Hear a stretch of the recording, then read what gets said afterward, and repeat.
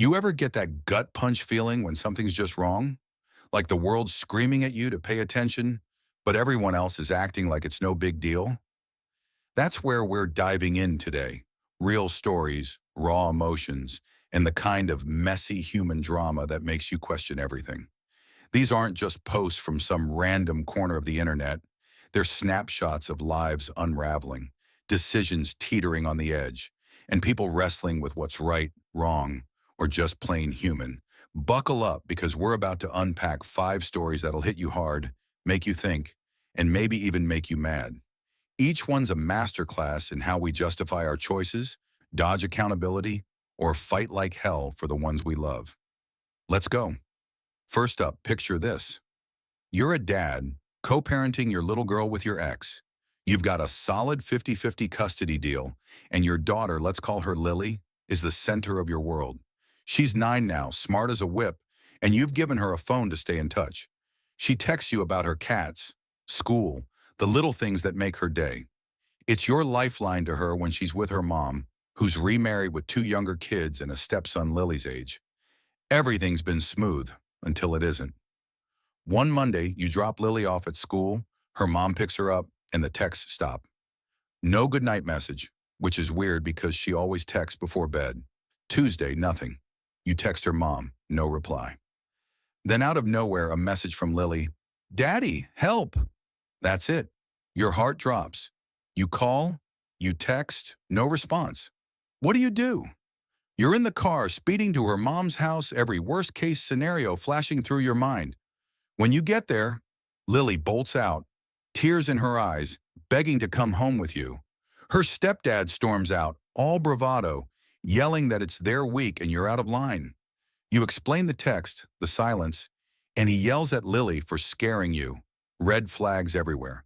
Turns out they're on some electronics detox, locking up all devices, including Lily's phone, your phone, the one you pay for so she can reach you. She got upset Monday night, her stepbrother mocked her, and it spilled into school. She snuck her phone to text you, got caught, and they locked it away again. Her mom apologizes but defends the detox, saying you should have called the house or her work. You don't even have the house number and calling her job about this? Absurd. Your parents side with her mom, saying you should trust her judgment. But here's the kicker. A daddy help text isn't a casual check-in. It's a cry. You acted like any parent would, racing to your kid's side. Yet everyone's acting like you're the one who overreacted. Are you? This story screams primal fear, parental instinct on overdrive. That single text from Lily taps into every parent's nightmare. Your child's in danger and you're powerless. It's a classic case of the availability heuristic, when a vivid emotional event, like a distress call, overrides rational calm, pushing you to act fast. And thank God you did. The mom's failure to communicate the detox plan, the stepdad's aggression, the stepbrother's bullying, it all paints a picture of a household where Lily's voice isn't heard. The controversial hook? Maybe detoxes sound noble, but cutting a kid off from their parent, especially without warning, borders on neglect. It challenges the sanctimonious trend of unplugging at the expense of real human connection. You weren't just right to show up, you'd have been wrong not to. If anything, this should be a wake-up call to revisit custody terms. Lily's safety, emotional and physical, comes first. Now let's shift gears. Imagine you're 26, and your best friend, more like a brother, is about to make the biggest mistake of his life. You and Kevin have been tight since 3rd grade, crashing each other's family vacations. No knocking needed. He's in grad school, renting a room in your house, and life's good. Until Sydney, his girlfriend of 18 months, comes along. Something about her rubs you wrong. Call it a gut feeling, but you've liked all his past girlfriends, so this isn't jealousy. 7 months ago, Kevin drops a bomb. Sydney's pregnant. You congratulate him, but the unease grows. You dig around, hear whispers. Sydney burns through friends, leaves a trail of drama. Nothing concrete, but enough to make you wonder. So you tell Kevin, get a DNA test, just to be sure. He's hesitant but asks Sydney, who flips out. "If you don't trust me, we're done," she says, pulling the classic deflection card. Kevin backs off, scared of losing her. You push harder, showing him the cost of raising a kid. $300,000 over 18 years. Not pocket change for a server in grad school. You ask, "Would you raise another man's child?" He says no, but he's still waffling. Finally, you lay down the law. Your house, your rules. His kids welcome, but not another man's. Get the test or move out. Kevin's crushed. Your parents back you, but the internet's split.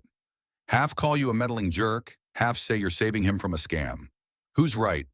This one's a minefield of loyalty and tough love. Your push for the DNA test comes from a place of protection, but it's also a power play leaning on the scarcity principle, making Kevin fear losing his home to force a choice. The controversial angle? Paternity tests should be standard. No questions asked. Why? Because trust is great, but truth is better. Sydney's tantrum raises red flags. Innocent people don't dodge proof. Yet you overstep by turning a suggestion into an ultimatum, alienating your friend when he's already vulnerable. The deeper issue is cognitive dissonance. Kevin wants to believe Sydney, even if it means ignoring reality. Your job isn't to control him, but to plant the seed and let him decide. Apologize for the ultimatum, keep the door open, and let him come to you when the truth hits. Next, let's talk family betrayal. You're 29, married to Haley, your childhood best friend. You grew up next door, fell in love post-college, and tied the knot last year. Life's perfect except for one thing. Haley and your sister Jess, 32, can't stand each other. Jess lives out of state, married, and you're friendly but not close.